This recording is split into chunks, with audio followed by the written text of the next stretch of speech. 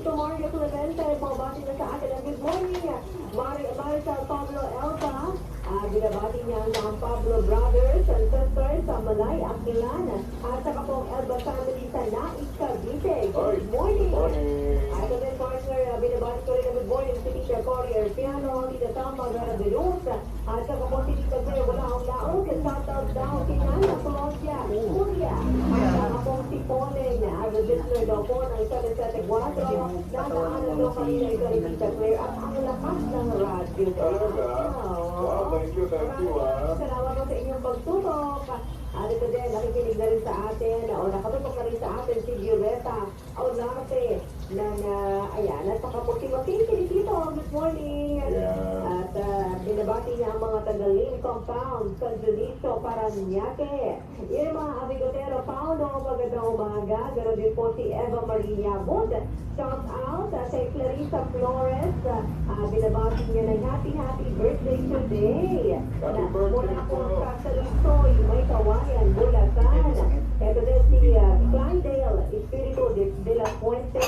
Binabati niya ang kanyang tita na si Fructosa Espiritu Fernandez ng happy 58th birthday. Happy birthday po. Ang pagbati mula sa kanyang kapatid ni si Bernardino Bustilio Espiritu. Ito naman, pinabati ko lang po si Attorney Police Brigadier General Benji Silo, ang Director po ng PNP Civil Security Group, and Police Brigadier General Kenneth Paul Lucas, ang Chief po ng FED, from retired Police Major General Charles Calima, retired Police Brigadier General James Brillantes of San Miguel Corporation Security Council.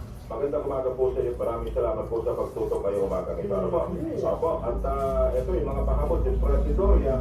Tita Presi, magandang umaga po sa iyo na hindi talaga good morning, Chris Altano. Good morning po yung Chris. Nakikinig pa naman yun. At pinapabati niya si Haeg Ravetia, Vice Mayor Attorney Sylvester Apsaya na nakikinig. Kami tayong listener dyan. Wow! Good morning. Mga taga-Haeg Ravetia, good morning.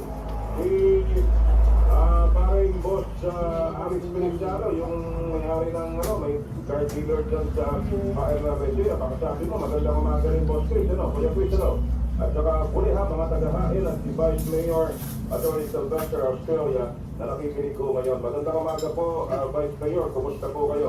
O, papalit ko yan, si Kuya Chris po, nagdadala ko yan ng kung ano-ano. Ito partner. Good morning. Binabati ko ng happy birthday si Janet Cruz. Ayan. Ang pagbati po ay galing sa kanyang tatay na si Ernesto Cruz. Ayun. Ay, Sir Dodge, magandang umaga, Dodge Pangilinan. Nakikinig ka rin pala sa akin, negosyante na ito ngayon Broadcaster na negosyante, partner. Pro, mental, ha? Sige, Dodge Pangilinan, happy birthday, good morning, pare ko. Happy birthday, Ate Chichi, mula kay Erica Espera, Merza, good morning.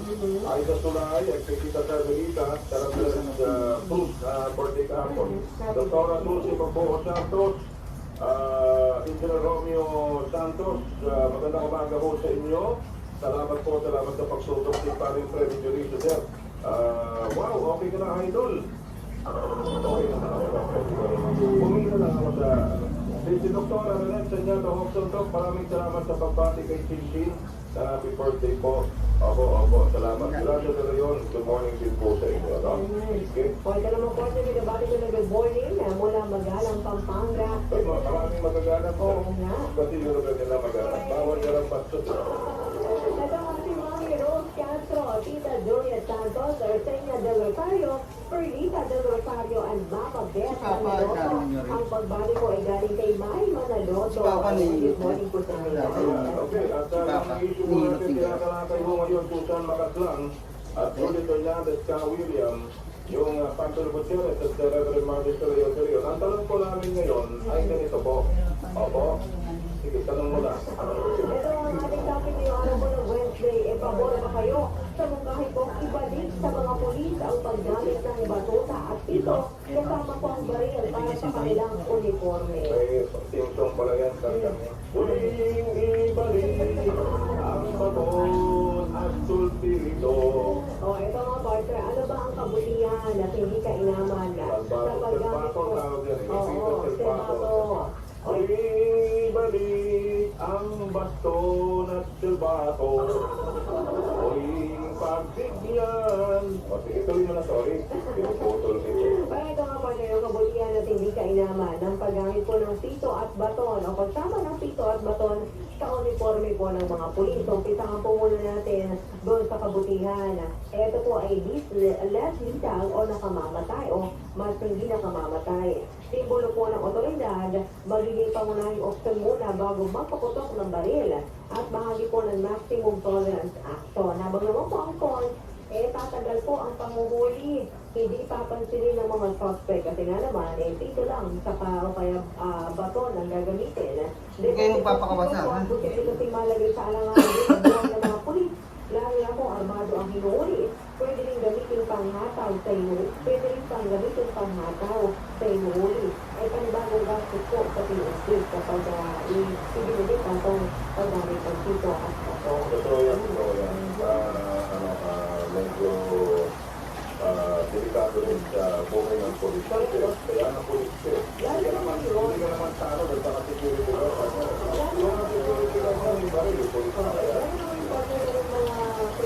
Talagang karmado na ay may kuchilyo sila o may baril talaga. Paano kung baton lang at silba at yung dala mo, wala kang talang baton. Delikado na talaga.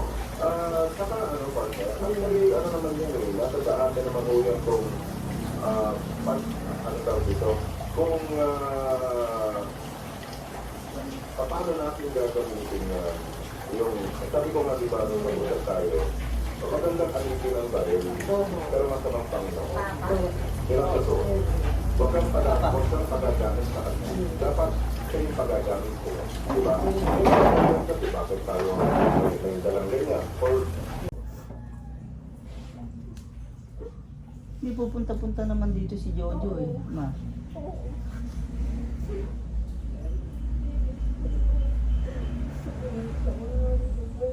Hindi, pag sisikapin namin umuwi ng kada dalawang taon, papaasikaso ko yung ano nyo, ma. Ma, yung passport.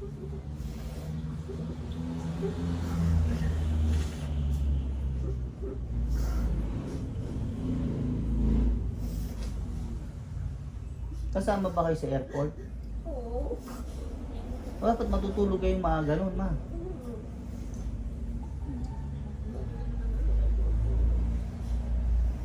Maagang-maaga pala, matutulog kayo na kayo. Kasi ang alis, ano naman, alas 6. Ang flight? Oo. Ba't nag-aga? Dati Ay, maaga talaga eh. Pero dapat maalis tayo dito, mga alas 4. Alas 3.